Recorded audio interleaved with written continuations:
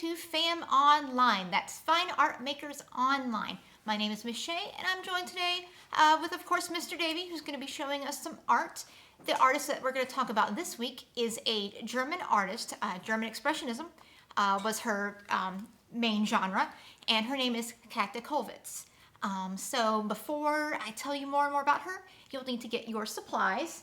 Of course, seeing a lot of examples of her pictures up here. She has drawings, woodcuts, things like that. Now you can use whatever you'd like. Mr. Davey today, I believe, is going to use charcoal. You can use pencils, pens, charcoal. If you want to use paint, you can. Whatever you feel comfortable with. And we are going to focus today on drawing emotions. Because as you can see in these many pieces, there are different emotions and kind of, what kind of lines and things that you see when perhaps you draw a picture of a friend, a picture of yourself, like a self-portrait. And we're going to be kind of working loose with that today. All right, so make sure you get those supplies. You can stop this video, and when you're ready, you can unpause, and Mr. Davey will be here. Hello, it is I, Mr. Davey, and it is time to make some art.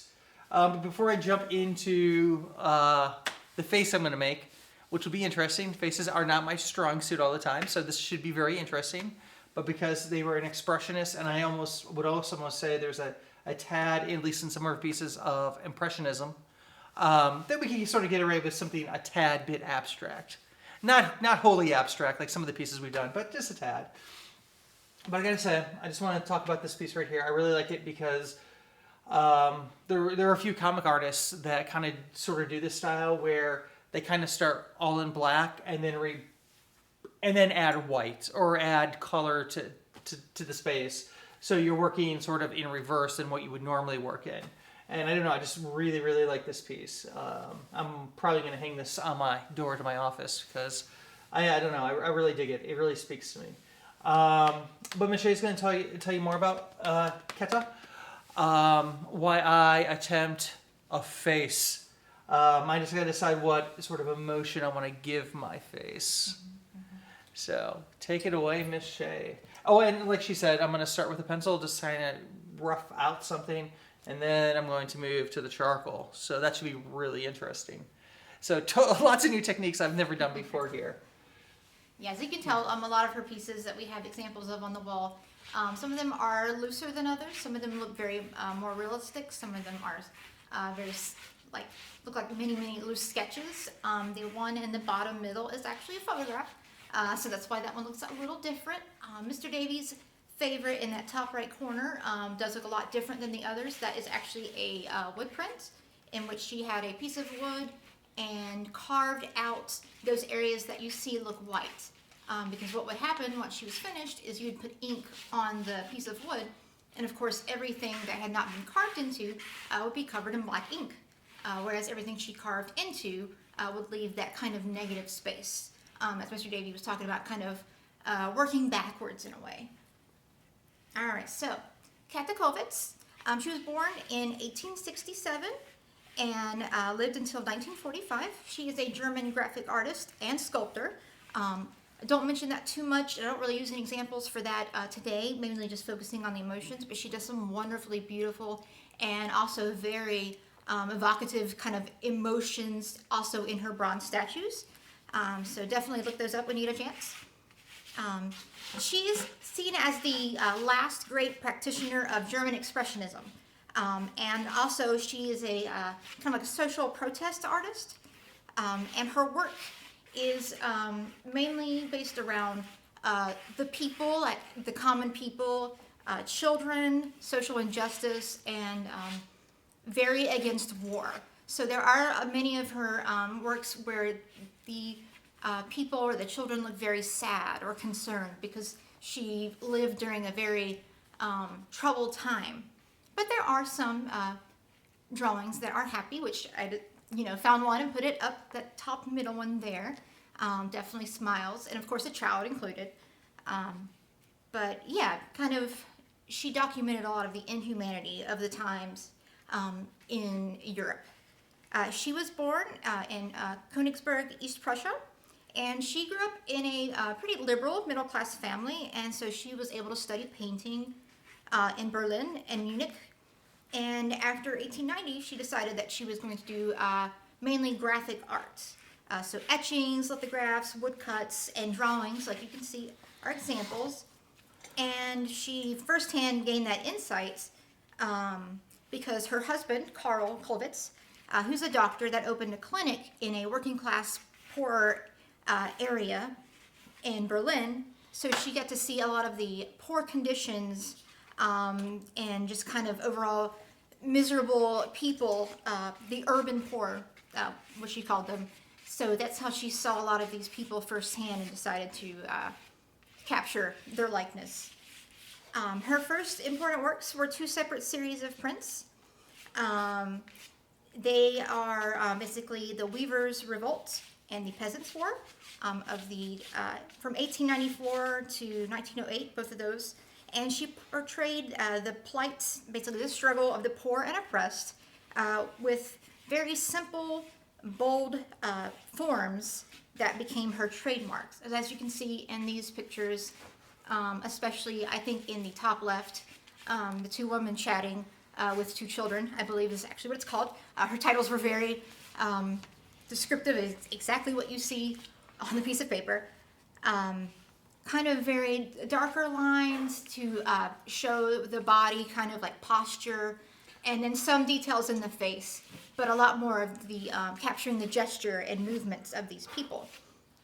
And she also turned to sculpture in 1910. As I mentioned, those bronze sculptures, definitely look those up. They are very much like her drawings. And it was a sad time overall, but specifically in 1914, one of her sons was killed in battle, and it really, obviously, it affected her, and so her grief created another series of prints, which the theme is of mothers and their children. As you can see, most of these pictures I have up here, and most of her pieces do include mothers and children. And for that specific series, it was themes of, like, you'll find pictures of mothers protecting their children, having them look away from something, you know, kind of shielding their face or shielding them from something awful, for example. Just kind of being a protector to the children, especially during these times. And she worked on a monument in memory of that son. And of course, they depicted her and her husband, so two adults in the picture for once, but in that monument, you know, as grieving parents, kind of capturing her personal feel and idea as that monument of loss during that time, not specific, you know, war loss or anything, but the loss of, you know, family specifically. And however, she was, things kind of looked up with the Russian Revolution of 1917 and the German Revolution of 1918, but it didn't really, you know, she was kind of disillusioned with everything, as much war and pain that she had seen. She was very much a social activist, you know, and very, very against war, because she had seen all those atrocities, you know, firsthand in those, you know, urban areas that some people didn't think about when it came to the battlefield. But she was very well appreciated in that time. She became the first woman to be elected a member of the Prussian Academy of Arts, which was a huge deal, especially for her as a woman and an artist, kind of there in the trenches, living there among the people and the subjects that, you know, she paid so much attention to. And eventually, you know, she became one of those people who personally suffered loss from that. And she was also the head of the Master Studio for Graphics Arts. But even though she won those all fancy awards and had those positions, she was still very much dedicated to, you know, making very easily understood art that anyone can understand. They could see those faces, they can see the lines, see the expressions, and very easily understand, you know, the feelings, the emotions behind it. All right, so I'm going to take a break and see how Mr. Davey's doing. I like it. And Davey, Mr. Davey, I have a couple questions. I told him this ahead of time, but there are a lot of different aspects of art and design that Käthe used for her drawings, her paintings, her wood prints. She worked in many types of, materials. And one that you can easily tell is line. So, thick lines, thin lines, can create texture, even make the expression based on the lines alone. Obviously, you can tell from a lot of her pieces, some of them are more realistic, some of them are more kind of loose and just kind of suggest movement. And Mr. Davey, what kind of lines are you using and why? I'm using all types of lines, to be honest. It's because I'm using a medium I'm not entirely used to, so I think more of the lines I'm using are either, I would say, softer or darker with how much pressure I'm putting on the charcoal. So it's creating different effects with how it makes the line. Because it's interesting.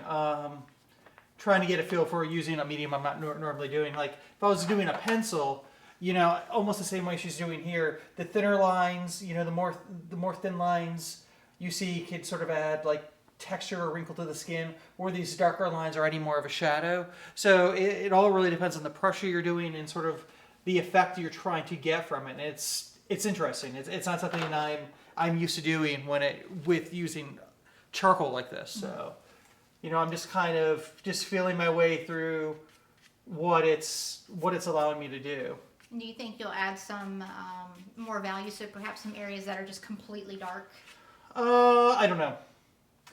I'm just trying to get a feel for what I'm actually doing here with this image. Because I'm definitely not going for something happy, and I think that's the reason why my lines are kind of long, quick. Some are dark, and it's interesting because the charcoal is taking the texture of the paper, where I could tell you right here, this is a much smoother paper that she's using that doesn't have texture like this watercolor paper does, or this, which is wood. You can kind of see the wood grain in it a little. And I'm curious about I'm guessing this was a print, and it's probably been reproduced a few times from a wood block or something. I believe it's because the way it's starting to fade in some Crayon areas. copy, like it was from, Okay. yeah, like it was a transfer. I believe it's a transfer. Yeah. So I could kind of, but yeah, you can definitely see, how they're using the darker, thicker lines here as an outline of the shape, while using softer lines to create the shadowing of like the fabric. And it depends on how you see art, or what your taste for art is. The one in the top right corner, Mr. Davey's favorite, that is definitely the one with the most dark black, basically flat black from that wood block print.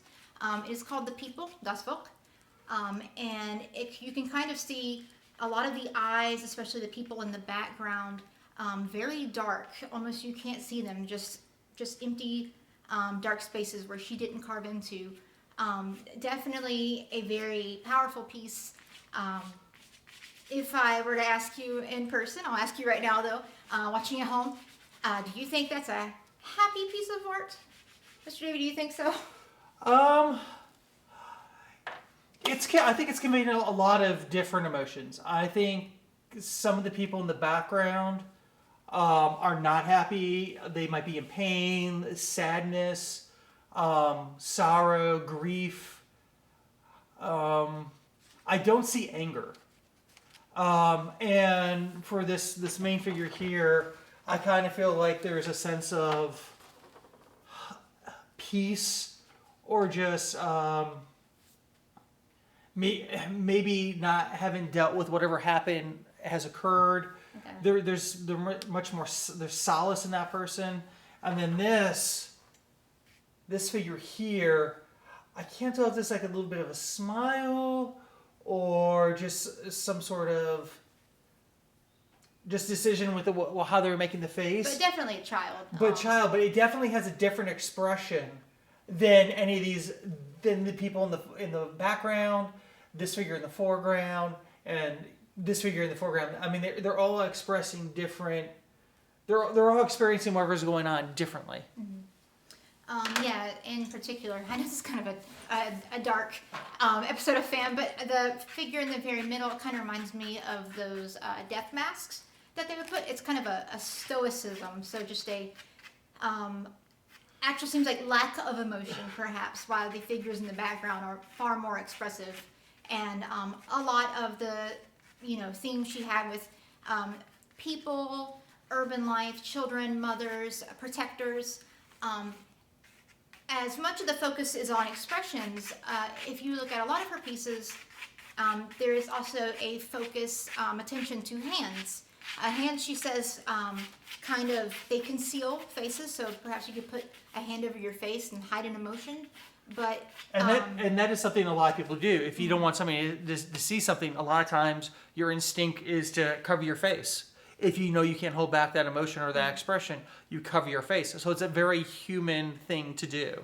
And sometimes it makes it even more obvious, when you're hiding your face, especially how you hold your hands, your fingers. Hands are, I think, ridiculously difficult to draw. I think many people think that, but hers are just so, wonderful. Some of them, are very They loose. hold as much expression as any one of the faces do. Yes. In her pieces. Especially, the picture up in the middle there, the top middle with the child, they're smiling, but you can also see in her hands, around the child that it's a firm, but a loving grasp. Seeing that there on the cloth and embracing him is, it creates a feeling of, I think, like safety and warmth, things like that. And could be intentional, could not be, but since that is a crayon transfer, it is a lot lighter in color than the other pieces.